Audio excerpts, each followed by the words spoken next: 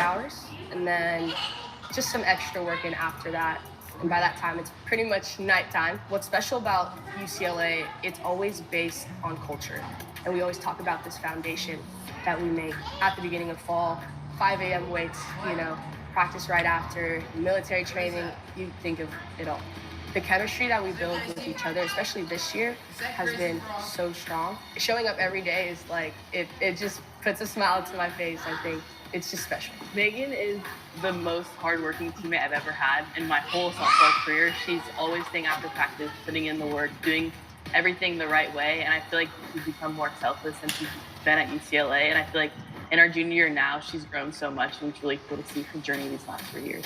On the field, we have a drill where it's just we set a bat down and I'm sideways, and then I just jump over it, just working on feet and just grounders, and then I'll work on my throws to bases too. So when she's like jumping over that bat, trying to get to her forehand and backhand, it's just a way to keep her feet moving through everything, through the ball. Once we get to the cage, I usually love a good routine. So I'm all about the little toys, like the little bats and wiffle balls, baseballs. We'll be going through a lot of like progressions towards that, using like wooden bats and everything. And then we'll get to actually hitting. Let's just do the baseball. To contact, and then if it's a good one, hit it. Cool. Megan's honestly indescribable. She says her spirit animal is a unicorn, and I feel like that's just like the perfect way to describe her. She's so unique, and everything she does, she goes all in. There's nothing halfway about Megan. She's just very passionate and also very compassionate. Jordan also being from the Bay, like we were always close to each other, and yeah, we were always saying like, when's it our time, We've waited like 4 or 5 years just to have our moment on the stage. Me and Megan met in 8th grade after we both committed here to UCLA. So we've known each other 6, 7 years now, which is crazy to think about. And once we got to UCLA, I feel like we instantly had a connection. Our freshman year was super special with just the team we had and just our relationship too. We're so close, and our bond is so special. I really can't even talk about it anymore. Honestly, I might start crying. I don't know what I would do without her here. She's just one of one person, one of one teammate, one of one friend. There's so much to talk about with mental health. I think I go to therapy and I personally love it. I would recommend it to anyone and everyone to better their mind, better their soul. Not everything is going to work out in your favor, especially in life. Things do get really hard, but I think it's just the act of joy. And just like waking up every day, being joyful about where you are in the moment, even though if you're not okay, that's okay. One day, it's gonna be good, and you're gonna grow from it, and you're gonna be strong. Last question is, any message that you want to send to Megan? Keep being you. You are an amazing person, and everyone is finally getting, I believe, finally getting the chance to see that with you kind of putting yourself more out there. This is just an awesome opportunity, and she's gonna do amazing things. To Meg, I'm so grateful for you and just so grateful for our friendship, but also just to be teammates and experience this journey with you. You mean the world to me, and it's just so great to be your teammate and also be your friend. What I want ultimately in my life is to be remembered as someone who has always worked the hardest, has always been the hardest worker in every room, and someone who was a good teammate as well while doing that, and someone selfless and with a good heart. Thanks to everyone for watching my video. If you want to see more stories like mine, like and subscribe to listen.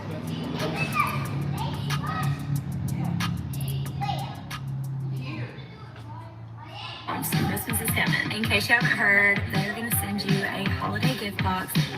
Oh, sweet. Holiday gift box? It's worth $85. Let's get into this baby here. Adorable patches that you can put in your baseball bag or your school bag. You're really gonna like these holiday socks. I really love these. Next, we have these shoe charms. We love you, Baseball 101. These boys love their outfits. They wear them all the time. No way! Shoe charms! Oh, those are awesome. Right now, when you spend $175, Any order over $175, get a free holiday gift box. Happy holidays. See you guys.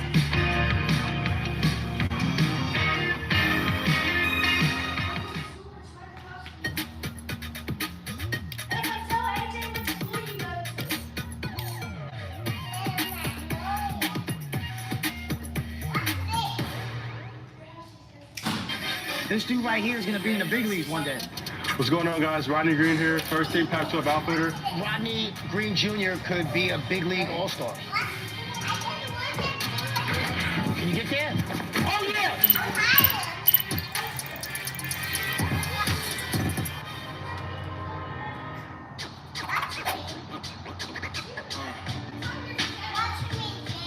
I'm a kid from Richmond, California, and I got into baseball with the Richmond Palace, a program out in Richmond. I started, that program when I was about 4 or 5 years old. It started from T-ball. That's when I realized that I had the potential to become a really good baseball player, and And so where are we headed right now? to the locker room, man. Let's go and get some sauce, and let's do it. A little something. Nice little area. You guys, just World Famous. You ever have the ping pong balls in your locker? You're tripping. Yeah, the hoop shoes and the basketball, you know what I mean? I'm really a hooper at heart. You want this one-on-one, you want the smoke, let me know. You hear me? How many are you putting up on the Cal basketball team? He's 30 a night, easily, for sure. That's Caden, right? That's not a game. I'm with my boy Roddy Rich. If you don't know, you don't know. My name's Jason Ferber. I'm pretty heavily involved with a lot of different players throughout the country. Generally, I look for guys that care about getting better. They want to get better every day. They're hard workers. They want to learn. Rodney fits all those characteristics. All right, so this is the 4-corner drill. This is what I use to warm up. So you run this first cone, get your eyes behind it, catch it, next plant, and you're straight to the next one, and you're trying to catch it while being able to focus on that hard line. Next cone, corner, boom, same thing, hard line drive. And then once you get to this cone, it's kind of imitating that low bar you got to come in and get, making sure like you're working through the baseball. All right, let's go, get into it.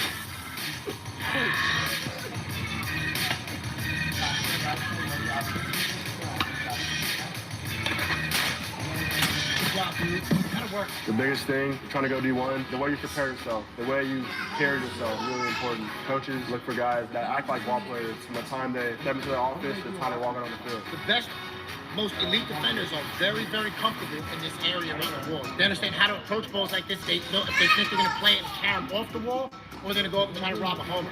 So he's going to approach it kind of from an angle and get a little bit around it so he can kind of scrape the wall with his hand, feel it, and then go up and rob that homer. That's it right there. Can you get there? Oh yeah, that's it. That's the one, kid. Yes, sir. This dude right here is gonna be in the big leagues one day, right? He's gonna be a top round draft pick. He's gonna be in the big leagues playing outfield. I think Rodney Green Jr. could be a big league all-star. His work ethic is, I believe, top notch. And that's why I believe he's going to go really far. The next drill here is kind of just working on pop flies to low line drives. The biggest thing with this one is kind of just like, for me, getting my eyes behind the baseball and, trying to see it for as long as possible. Get your eyes behind it. Boom. Hey! Oh. That's how we do it. Yeah. Hey, nobody wears batting gloves when they hit fungos except me. That's my drip. When it comes to drip, the biggest thing for me as an outfitter is the glasses. That's the first thing you see. The person that inspired me was my mom. She's always supporting breast cancer awareness and stuff like that. And ever since I was a kid, I've always been a fan of just wearing skis. This dude always comes out with these games, snowboarding goggles. I actually got these. Roma gave me these. So yeah, probably gonna start off with some T-work and then move into like some flips. I like to focus on, for me, just focusing on that top hand, stand through the baseball. Yeah, get it. Practice routines and practice habits, they're some of the most important things as far as getting better when it comes to skill acquisition. Exploring different people's routines is very important. Watching what other guys do. You can learn a lot by watching the guys at the top of the food chain, what they do. Everything is slower to faster until you get to game speed. You can get away with things off a stationary tee with your swing. You can get long, when a guy's just flipping balls to you, you can get a long swing and still kind of hit a line drive. On here, it cleans up a lot of the slack in your swing, and you have to go be real direct to it.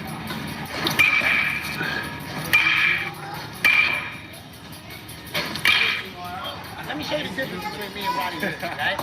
Roddy Rich, humble, right? Definitely a team guy. So if he hits a homer, like he said, silent, he's been there before, you know what I mean? Boom, he might watch it for a second, but he's off. Me, it's a whole different vibe. First of all, I'm gonna have to call time, hold up. Get my stuff adjusted, you know what I mean? Oh wait, there's my shorty in the stands in the third row. What's up, sweetie? Blow her a kiss. I blow her a kiss, then I point to where I wanna hit it. 450 dead center. There he goes. He tried to challenge me with a 98-mile-an-hour heater.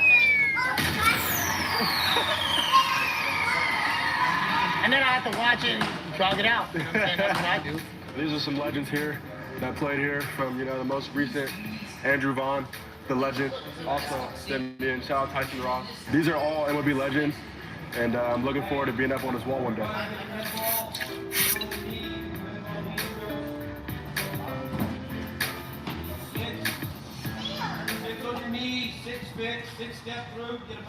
Children's Research Hospital, 4 out of 5 kids in America will survive cancer. But 1 out of 5 won't make it. What if that one child was yours? At St. Jude, we won't stop until no child dies of cancer. But we can't do it without your help. This holiday, help St. Jude find more cures for more children. Donate now at stjude.org. Digital calendar lightening my mental load makes it worth every penny. I wasn't fully convinced the Skylight calendar would be able to do it until I finally got one. Let me tell you, I can't imagine going back. My family has never been so on track with everything going on, and I've never felt so at ease. Since I can easily update the calendar through the app, the hours it took to organize everything now takes minutes. Chore charts and rewards for the kids help them stay motivated. And meal planning, no more rushing to get takeout. We're building routines that will last us for years. And I just can't put a price on that kind of peace of mind. Upgrade your family to Skylight and feel the relief. There's not a lot of kids that have the entire full package that Dylan has. He is a professional foul player. His skill set, it's just different, man. Sometimes say they switch out. This guy's actually switching. I'm doing Senior Class 2027 shortstop, and today I'm going to take you through one of my workouts.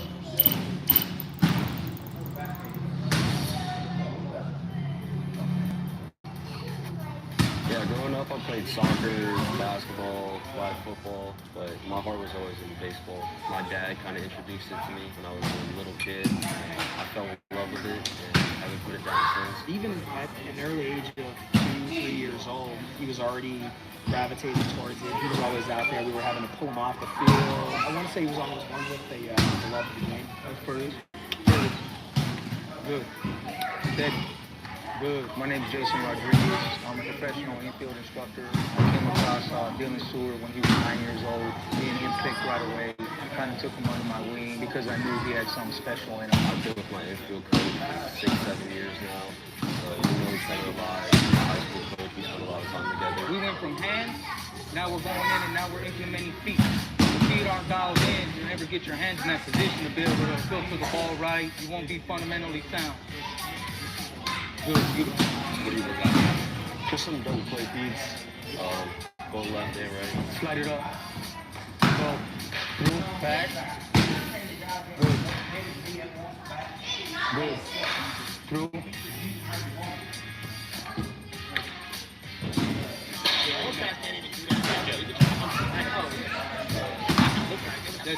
Oh, yeah. Jesus, you know what they call that, Joseph?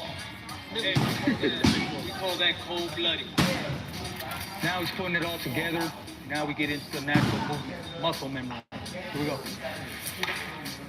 I want him to focus on contact, getting the ball off the bat, on contact, being able to react depending on where contact's made on the fungo. One more of those. You're done. That was not it. I believe you can start good, finish good, gotta finish strong. There she is. There it is. You can always work on everything, but hitting, you can never stop hitting. It's one of the hardest things in sports. Some BP? This is some of my favorite stuff right here. So what's your typical hitting routine look like? Usually I'll start off the tee, one-hand drills, some step-back drills, just main thing I'm focusing on right now is getting into my hip, my back hip, staying in it, not coming out too early. Yeah, warm it up. These balls, bro, they're kind of like sticky. There we go. Swing it, hit and run. Man on first, no out, give me a bunt. Good. Let's go 1-2 slash.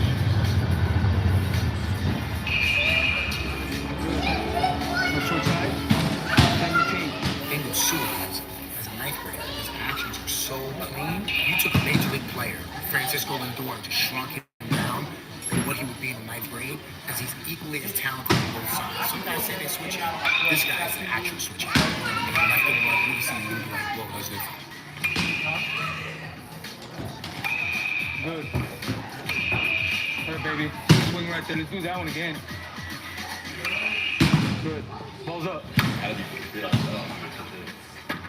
I mean, ever since I picked up a bat, the first time I picked up a bat, I'm a natural righty. So I picked it up righty.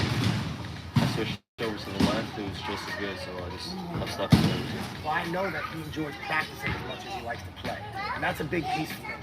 If you enjoy practicing as much as you like to play, you enjoy the process of getting better. He's more focused on the process than he is on necessarily the result. Wow. Hitting every single day? Pretty much every day, yeah. 20 swings with intent and good quality over 100 and just going through the motions. He's always had a certain skill set that I would say is more advanced than most of the kids his age. And then fast forward to 13U, when he actually went to the big deal, you know, there was a big adjustment. I was kind of undersized. I struggled with 13 years. The ball was just sped up. Everything got way bigger. I really had to work harder and push through it. I think the biggest thing was getting in the weight room. Elbow, press. Good. Good. Find that rhythm. Do 3 more. How often do you get in that lifts? Try to as much as possible. Ideally 4 times a week. We have school, practice every day. Still got to get the lifts in. Get tight. Come on. Get up. Yep. Good. Everything translates to game-like stuff and movements and positions that you actually get into on the field. So that ball should be bouncing right back to you. Get that thigh into the groin. Release it into the water. There you go. Perfect. We're pairing up our strength movement with a plyometric, so we're kind of lighting up the muscles, getting the body ready for a heavy output. Now as we deload the body and do the plyometric, we'll get all those motor units firing and actually teaching them to fire at a quicker rate. My whole family will support me and whatever I want to do. My dad takes me everywhere, puts me around the right people, and I think that's his goal, is to just surround me with the right people, and I think he's done a really good job so far. I'm super proud of my son. He continues to amaze me. His understanding of the game, his intellect, his IQ. The goal obviously is to be a big leaguer. It's the most ideal, and I think with enough guidance and hard work, I could achieve that. If he just stays focused and continues to build a support network around him of people that care about him more than they care about themselves, I think he's going to have all the opportunities in the world to go wherever. I would say just to love the game as long as you can. Have fun. Don't let anyone tell you that you can't be someone that you know you can. You can do whatever you want.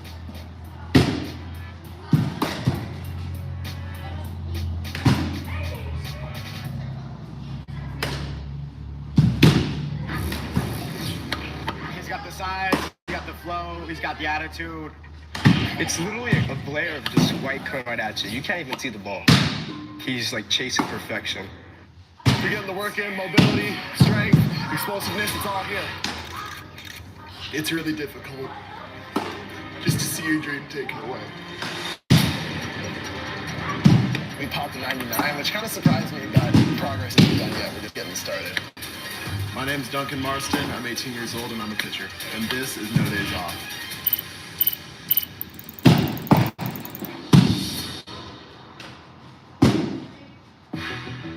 We're here in Venice. We're here at the Dog Pound, as we like to call it, where all the dogs work out. I mean, it's not like just an indoor commercial gym. We're gonna get after, we're gonna work hard, we're gonna be outside. Right now we're in season, so we're not really focused on lifting heavy weight. We're kind of just focusing on explosive movements that kind of transfer into the game. Good, tighter, good, faster. There you go. His biggest attribute is his size.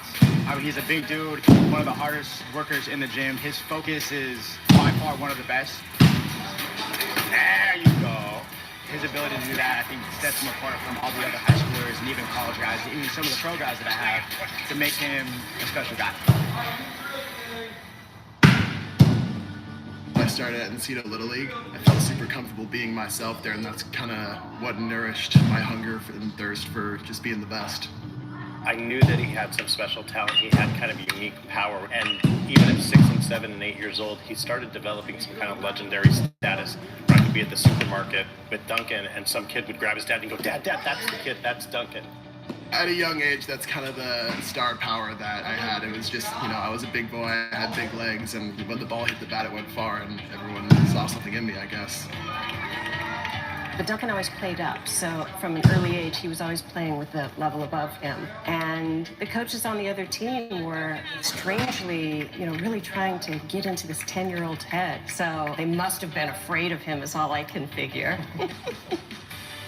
I was always a pitcher. I always threw strikes, but it was never something that I was like super enthusiastic about until I got to high school. Once I got there as a freshman, they saw something in me. And then one day, like early freshman year, I topped out at 92 in the bullpen, and everyone was kind of shocked, and they were like, oh, we really got something here.